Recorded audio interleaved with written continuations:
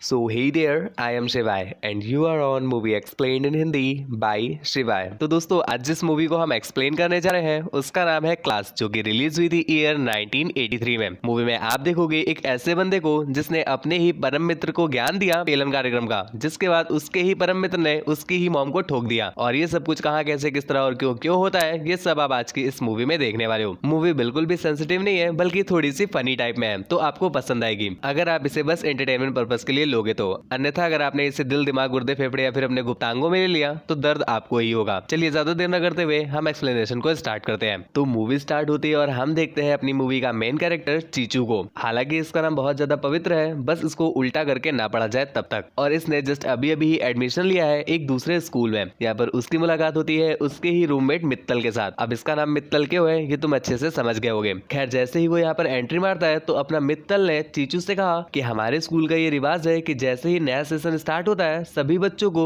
लड़कियों की अंडरगारमेंट्स पहन करके एक परेड करनी होती है। बाकी के सभी लोग जा चुके हैं, जल्दी से तुम भी पहनो, मैं भी पहन रहा हूँ, जल्दी से निकलते हैं हम लोग। यहाँ पर अपना चीचू बेचारा मासूम, उसे कुछ भी पता नहीं, तो वो उसकी बात मान करके लड़कियों का अंडरगारमेंट पहनता है और इसके बाद दोनों ही बाहर की ओर भागते हैं। यहाँ पर हम देखते हैं अपना चीचू आगे था और अपना मित्तल पीछे था। जैसे ही चीचू ने डोर क्रॉस किया अपना मित्तल डोर को अंदर से बंद कर लेता है और बाहर का नजारा देख करके हमें पता चला कि चीचू का गहराई से कट चुका है। मित्तल ने उसके साथ बड़ा गंदा मजाक किया है, जिसके बाद बाहर खड़े स्टूडेंट उसे ऐसी कंडीशन में देख करके बहुत हंसते हैं और उसका गंदा मजाक बन जाता है। खैर इसके बाद अपना चीचू किसी तरह से अपनी फटी गणित को बचाता है और वहां से बाहर आ जाता है। परंतु लौंडे सुधरने वाले कहाँ है, जिसके बाद से पूरे कॉलेज में ये खबर फैल जाती है और भाई साहब हर आने जाने वाला बंदा उसको छमिया छमिया कह के चिढ़ाने लगता है। और हम देख पा रहे हैं कि अपना चीचू जो कि बेचारा मासूम सा बंदा है तो वो इस बात को बर्दाश्त नहीं कर पाता और गुस्से से चला जाता है अपने रूम में। मित्तल ने भी उसे जाते हुए देखा तो वो भी उसके पीछे पीछे वहां पर चला आता है और जब वो रूम पर पहुंचा तो उसने देखा कि चीचू ने उसके सामने ही सुसाइड कर ली। ये देख करके वो काफी ज्यादा घबरा जाता है, जिसके बाद सीधा जाता है लोगों को बुलाने के लिए। कुछ देर के बाद प्रिंसिपल और अदर स्टाफ भी वहां पर आ जाते हैं, परंतु उन्होंने क्या देखा कि वहां पर किसी की भी डेड बॉडी नहीं है बल्कि एक स्टैचू लटका हुआ है और उस पर प्रिंसिपल की ही फोटो लगी हुई है। ये देख करके प्रिंसिपल को बहुत गुस्सा आता है और वो अपने मित्तल को काफी सुनाता है। कुछ देर के बाद वो चले जाते हैं, तब अपना चीचू सामने आता है और फाइनली यहाँ पर उसने अपने कटने का बदला ले लिया था। खैर इस चीज के बाद से उनकी दोस्ती काफी गहरी हो जाती है क्योंकि दोनों ही प्रो लेवल के खिलाड़ी थे। खैर इसके बाद एक रात जब ये लोग बातें कर रहे थे तभी यहाँ पर हमें पता चलता है कि जो अपना चीचू है उसकी एफडी अभी तक नहीं टूटी है। दूसरी तरफ अपना मित्तल जिसका रोज का ही ये काम है, जब उसे पता चला कि अपने चीचू की एफडी अभी तक सही सलामत है तो भैया जी वो तो बिल्कुल हिल जाते हैं। हिल जाते का, हिला देते नहीं का, हिल जाते हैं और वो तुरंत ही उसकी एफडी तुड़वाने का जुगाड़ करते हैं। भाई साहब इसे कहते हैं दोस्त। एक तुम लोग हो इतने दिनों से वीडियो देख रहे हो, सिवाय भाई करते हो, जुगाड़ नहीं लगवा पाए तुम आज तक। खैर छोड़ो, तुम लोगों को तो पड़ी ही नहीं है, क्या कहें हम। जिसके बाद वो उसे सीधा ले जाता है दो कन्याकुमारी के पास। ये दोनों बैठ जाते हैं उसकी कार में और ढूंढने लगते हैं कोई कोपचा, परंतु कोपचा तो नहीं मिलता। और यहाँ पर चीचू की पहली बारी की वजह से फटी पड़ी थी, जिस वजह से भैया जी कर देते हैं उल्टी और वो भी उसी बंदी के ऊपर, जिस वजह से वो बहुत ज्यादा गुस्सा हो जाती है और इन्हें गरिया के वहां से निकल जाती है। खैर तुम्हें लग रहा होगा कि एक ही मौका मिला चीचू को, उसमें वो फेल हो गए तो अब तो भैया जी का कुछ हो नहीं सकता। तो मैं आपको बता दूं वो तुम लोगों की तरह नहीं है, बहुत अच्छा दोस्त है उसका। इसके बाद वो जुगाड़ लगाने के लिए सीधा अगले दिन पहुंच जाता है उसके ही कॉलेज की लड़कियों के पास। परंतु भैया जी चीचू तो कतई चूतिया टाइप के आदमी निकले। वहां पर भी वो अपनी लंका लगवा लेते हैं, जिसके बाद वो लोग एक एक करके काफी सारे तरीके ट्राई करते हैं परंतु कोई भी तरीका सफल नहीं हो पाता। और यहाँ पर अपने मित्तल को भी ये लगने लगा है कि शायद चीचू भैया का कुछ भी नहीं हो सकता। परंतु तभी उसे बैंकॉक का ध्यान आता है। बैंकॉक तो तुम्हारे और हमारे जैसे लोगों के लिए, इन लोगों के पास में पड़ता है शिकागो। और इसके साथ साथ वो उसे ये भी बोलता है कि तुम लौट कर आना तो उसकी गीली कच्ची लेकर आना, वरना हमें क्या पता, तुम साले पैसे खर्च कर दो और हिला करके चले आओ। खैर इसके बाद अपना चूचे भी अपना हथियार लेकर के चला जाता है युद्ध के लिए। खैर वॉर भी है और हथियार भी है, परंतु युद्ध लड़ने के लिए इन्हें ओपोनेंट कोई मिल ही नहीं रहा। जिसके पास भी जाते हैं वो इनका गहराई से काट देती है और ऐसी कटी कटाई हालत देख करके वहां पर एक लड़की को इस पर तरस आ गया। लड़की नहीं कहेंगे, ये तो आंटी है, तो आंटी को उस पर तरस आ जाता है। फिलहाल आंटी का नाम जान लो, इनका नाम है लूलावती और ये उसके पास आकर के उससे बातें वगैरह करती है। यहाँ पर अपना चूचे भी स्टड बनने के लिए उनसे कह देता है कि वो पोस्ट ग्रेजुएटेड है। खैर इसके बाद उनकी कुछ वार्तालाप होती है और ये लोग लिफ्ट से जब जा रहे थे तो इनकी चाटा पोछी भी स्टार्ट हो गई और अपनी लूलावती से कंट्रोल नहीं होता तो वो वहीं पर उनसे पेलने के लिए कहती है। परंतु यहाँ पर अपने चीचू ने उसे कुछ इस कदर कहा, बाबू यहाँ कहाँ पेलूं, या तो चलो गाड़ी में वरना ढूंढो यहीं कहीं झाड़ी में। सही रहेगा कि हम ओयो में पलंग हिलाए, तरस रहा है वो सालों से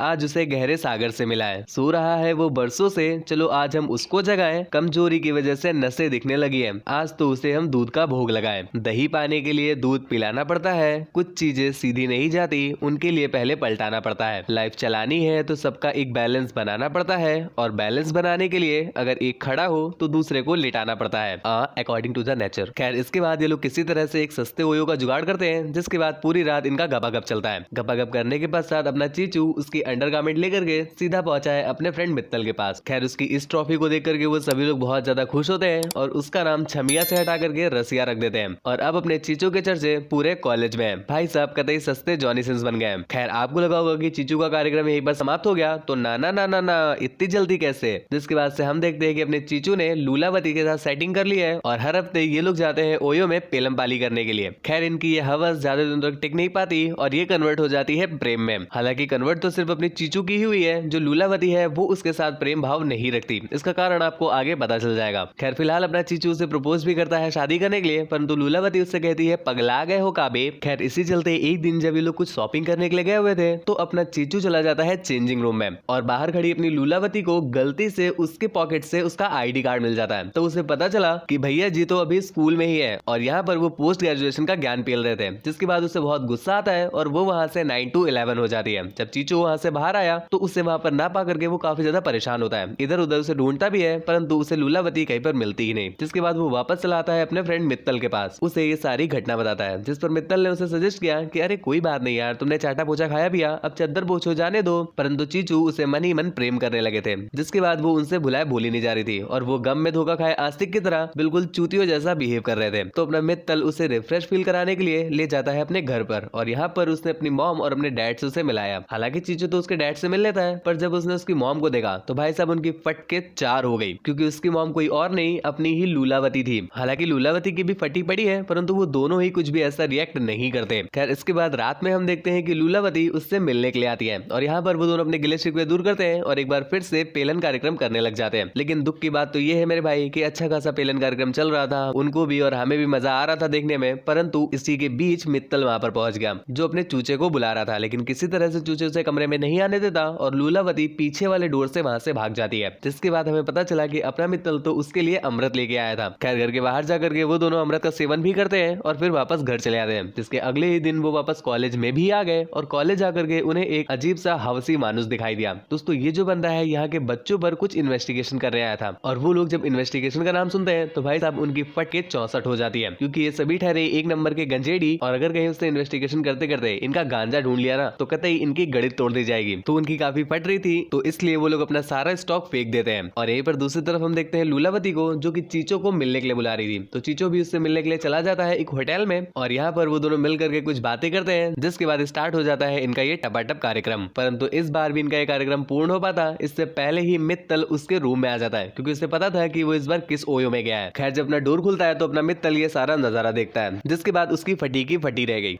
गणित नहीं आंखें फटी की फटी रह गई। परंतु वो खास कुछ कहता नहीं और वहां से चला जाता है। बाकी के जो दोस्त थे उनमें से कोई भी मित्तल की मॉम को जानता ही नहीं था, जिस वजह से उन्हें पता ही नहीं चलता कि ये जो लेडी है ये है कौन। लेकिन अपना मित्तल तो जानता था ना, तो वो गुस्से से वहां से चला जाता है। अपना चीचू उसे रोकने की कोशिश भी करता है परंतु वो जा चुका था। इसके अगले दिन चीचू उससे मिलता है और उससे माफी भी मांगता है, परंतु मित्तल कुछ ज्यादा खास रिएक्ट नहीं करता। वो ऐसे प्रिटेंड करता है जैसे मानो उसे इस बात का कोई फर्क ही नहीं पड़ा। खैर उसी दिन हमें वो बंदा भी दिखाया जाता है जो कि यहाँ पर इन्वेस्टिगेशन करने आया था। दोस्तों वो किसी भी तरह का मनाली का माल ढूंढने नहीं आया था, बल्कि वो तो बस इस बात की इन्वेस्टिगेशन करने आया था कि जो बंदे यहाँ तक आए हैं इन्होंने प्रीवियस एग्जाम में कोई चीटिंग तो नहीं की थी। और भैया जी इन लोगों को लगा कि शायद ये मनाली का माल देखने आए, तभी इन लोगों ने अपना हजारों का स्टॉक पानी में बहा दिया। खैर इस बात करने काफी रिग्रेट तो होता है, लेकिन अब कर भी क्या सकते हैं। खैर वो बंदा जो अपनी इन्वेस्टिगेशन थी वो स्टार्ट कर देता है और सभी लोगों से क्वेश्चन पूछने लगता है। अपना जो मित्तल है उससे पता है कि अपना चीचो यहाँ तक चीटिंग करके ही है, लेकिन हम देख पाते हैं कि अपने मित्तल ने ये बात उस बंदे से नहीं बताई। हालांकि वो चाहे तो अपना बदला ले सकता है परंतु उसने नहीं लिया और ये देख करके अपने चीचो को बहुत अच्छा लगता है। जिसके बाद वो बाहर निकल करके उससे अपने किए की माफी मांगता है और उससे कहता है कि भाई मुझे सच में नहीं पता था कि वो तुम्हारी मॉम है। खैर इस बार मित्तल को काफी गुस्सा आ गया तो उन दोनों के बीच पेलम पाली स्टार्ट हो जाती है। पेलम पाली मतलब लड़ाई और कुछ नहीं। और ये पेलम पाली काफी देर तक चलती है, जिसके कुछ देर के बाद वो दोनों थक जाते हैं और फाइनली थक हार करके एक दूसरे को माफ कर देते हैं और यहीं पर ये मूवी भी एंड हो जाती है। दोस्तों मूवी आपको कैसी लगी हमें नीचे कमेंट करके जरूर बताना। चैनल को अभी तक सब्सक्राइब नहीं किया है तो क्या कर रहे हो गुरु, चैनल को सब्सक्राइब करो, बेल आइकन प्रेस करो। ऐसी ही और भी ज्यादा तगड़ी वीडियोस को देखने के लिए हमारे सेकंड चैनल को भी सब्सक्राइब कर लीजिएगा। मुझसे बात वगैरह करना चाहते हैं या फिर मुझे देखना चाहते हैं तो इंस्टाग्राम पर फॉलो करके मैसेज कर दीजिएगा।